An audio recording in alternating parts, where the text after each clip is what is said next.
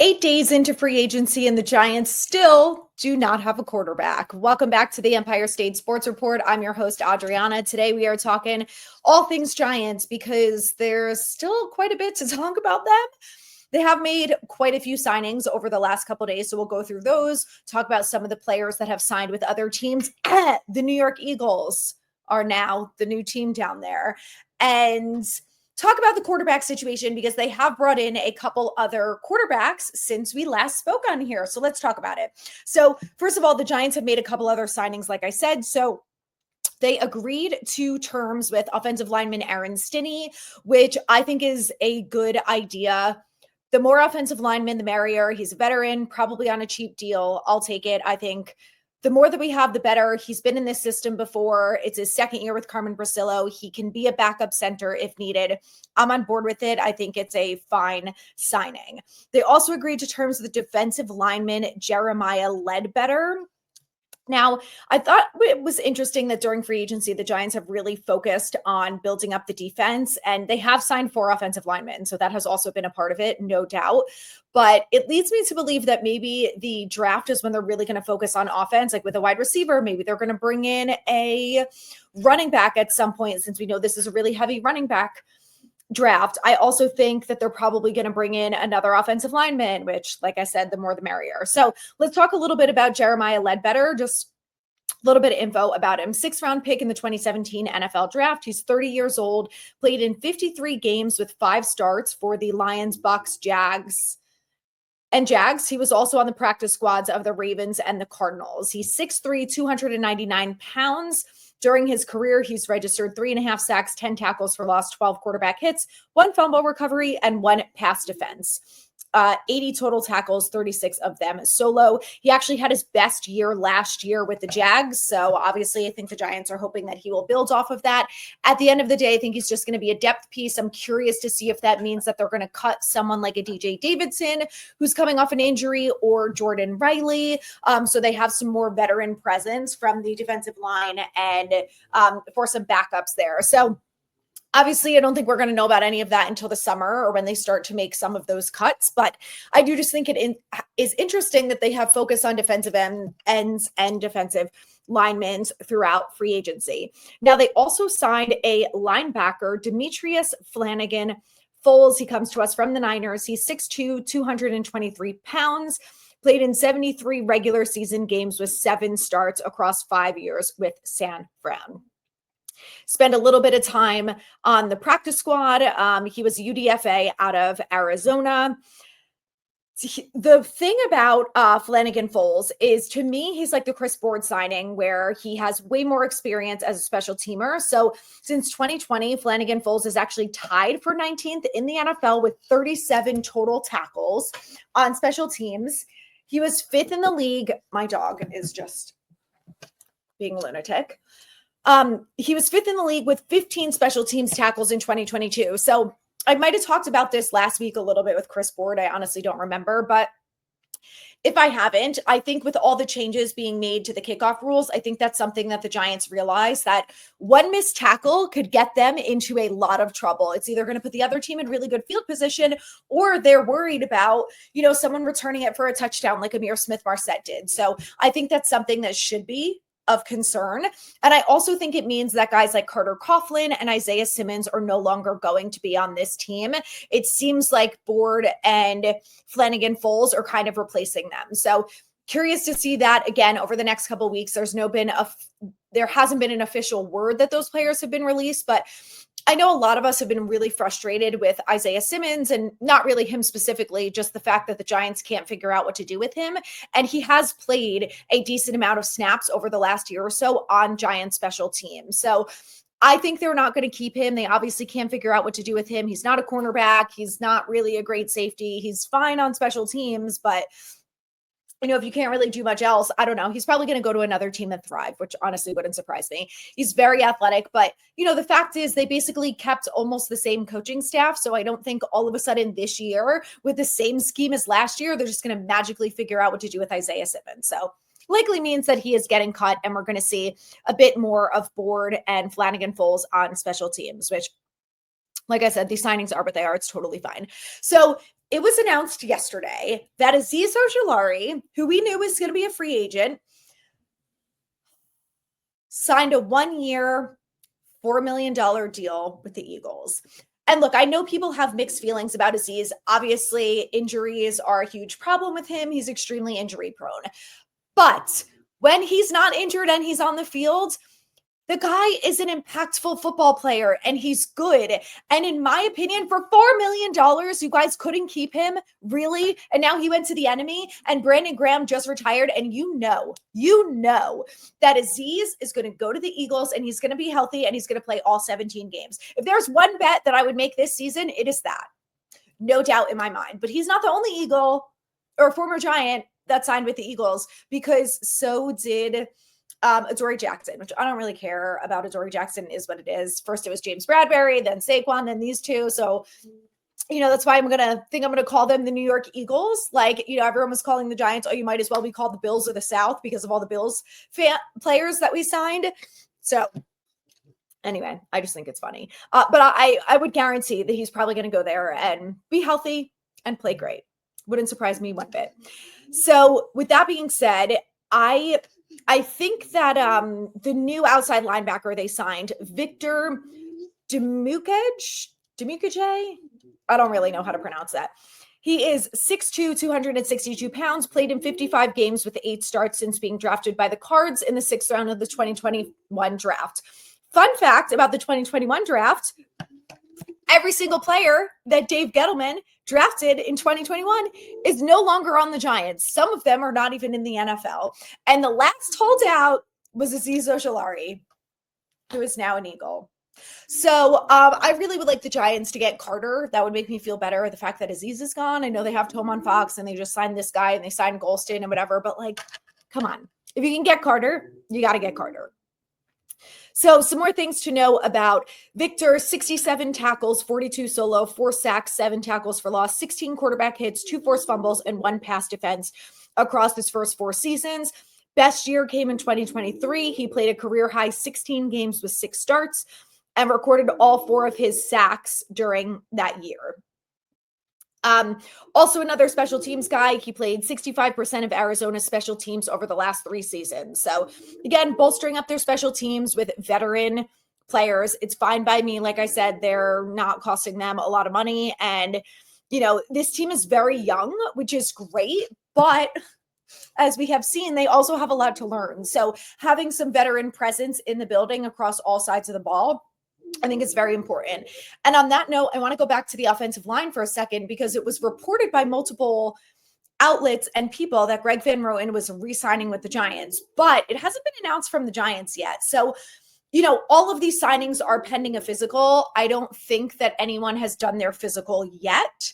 I don't believe that they have to do it until, I guess it's around mid-March. It's around this time. So maybe, I don't know if that's an issue. I don't know if they haven't agreed on a number or what, but very interesting that he is the only one that on all of the signings or agreed to terms, things that I've seen from the Giants, he is not on there. So like I said, very interesting, but I do expect it to be official at some point, because it was from some pretty reliable sources who all said that he was coming back. So if not, there are still right guards available. Apparently the Giants really tried to go after Will Freeze and it didn't work out, which is a bummer because I know a lot of us wanted him.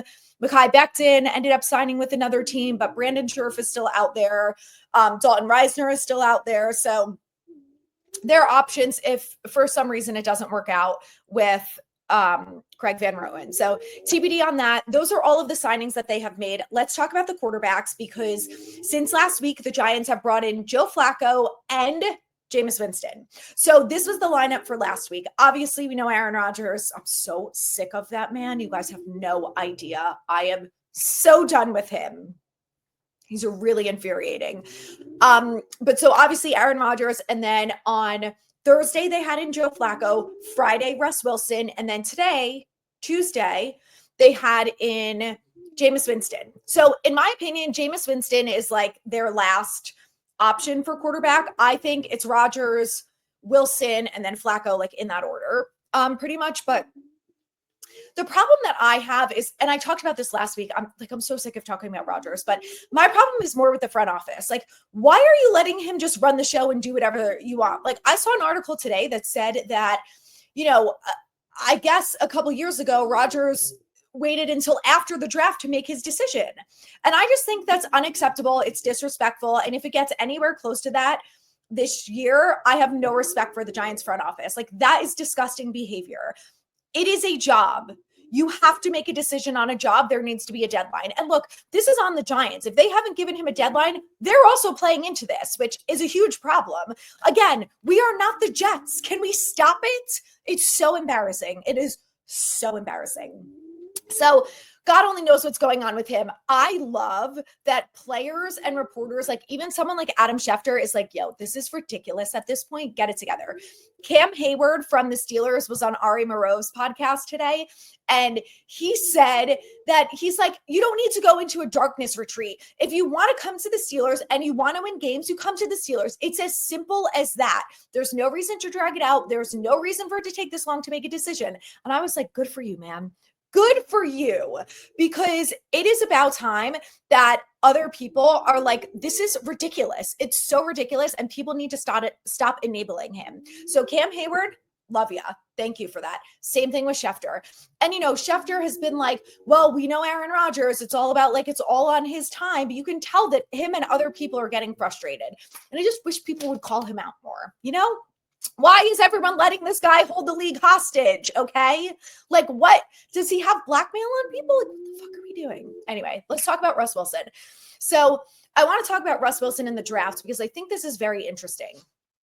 So we know that the Titans have no other quarterbacks except Will Levis, which they obviously don't really like. So they're getting a quarterback. I think that they're really in on Cam Ward. And, no one knows really what to believe at this time of year. But I do think that Cam Ward is probably their guy and probably will be picked at number 1 overall. So hypothetically speaking, let's say that happens. Number 2, you've got the Browns now. So here's what I think is going to happen with the Browns. I don't think Russ Wilson is going to sign with them. They have Deshaun Watson, who is out for the whole 2025 season. And then they have Kenny Pickett. So I feel like they need to bring in someone like Russ, because if Deshaun Watson is inactive for the whole season, first of all, does anyone want Deshaun Watson mentoring your rookie quarterback? I don't think so. Outside of him, Russ Wilson, not amazing, but probably a little bit better. Okay. Maybe a little bit more of a stand-up guy, maybe. I mean, he doesn't have 28. Is it 28 accusations against him for assault? So, there's that. If they don't sign Russ, which again, don't know what the holdup is, don't know what's taking so long. I heard inklings that he wanted 2 years, but the Giants were only offering 1, and same thing with the Browns. I don't know. But if they don't sign Russ, they have to get a quarterback, right? Is their plan really to start Kenny Pickett when they have the option to draft Shedeur Sanders at number 2 or Cam Ward at that point? I don't buy it. So I think the quarterbacks are going to go 1 and 2. And I think even if they sign Russ Wilson, you could still say, well, why wouldn't they go after Shedeur Sanders, right? Or Ward? I am really starting to feel like it's going to go quarterback 1 and 2 in the draft, and the Giants are going to be shit out of luck for the 2nd year in a row, which is really, really depressing that we're going to miss out on a quarterback again. And I know that some people are like, they're not worth the pick. Don't you dare fucking comment that you want to see Tommy DeVito as the starter, because I will never speak to you again because you're dumb. I don't care. Going into the season with Tommy DeVito as the startup or backup is unacceptable. Unacceptable. He's not a good quarterback, okay? He's not a starting caliber quarterback in the NFL. And if you're going to say that Cam Ward or Shedeur Sanders is not better than him, you are blind, or you have not watched any college football, or you have not watched any of the tape, or you have some bias against both of those quarterbacks, because it's absolutely ridiculous and stupid. Stop. The Giants desperately need a quarterback, okay? And if they don't get one at 3, they better go Carter or Hunter, and then they can get Ward or Milroe. At that point, I don't care. Just bring in one of those players. They're going to be better than DeVito. And I'm assuming at that point that they're going to have a veteran quarterback on the roster. They better, or else we're really in trouble. So, I mean, I think if you can't get one of the top 2, you have to get a different one. And then look, in 2026, you just get another quarterback. It's not going to kill them to draft quarterbacks in back-to-back years. So I think that should be the plan. I think that if it's between Flacco and Winston, I personally like the idea of Flacco mentoring a rookie quarterback. I don't care who the quarterback is.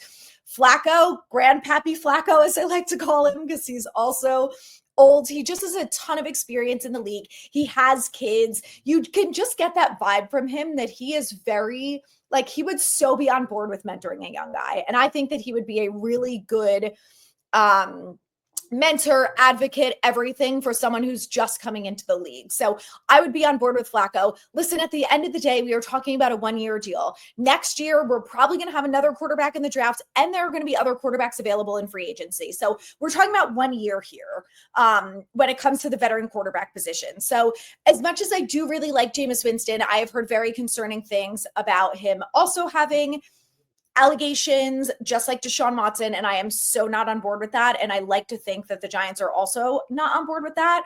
So I just don't think it's fair that these men think that they can get away with everything, and it's not going to come back to haunt them. So Deshaun Watson is still in the league, which is disgusting. He belongs in jail. And if these accusations are true about Jameis Winston, then I'm sorry. He also deserves to be in jail. So I have no tolerance for shit like that as a woman and as a person, and neither should you. So anyway, Joe Flacco to the rescue. Let's go, baby. I will be coming out with Grandpappy Flacco merch if the Giants end up signing him. Just that's what I will be wearing at the season opener. So if you want to be able to spot me easily, it will be that. And I will let you know as soon as it's ready.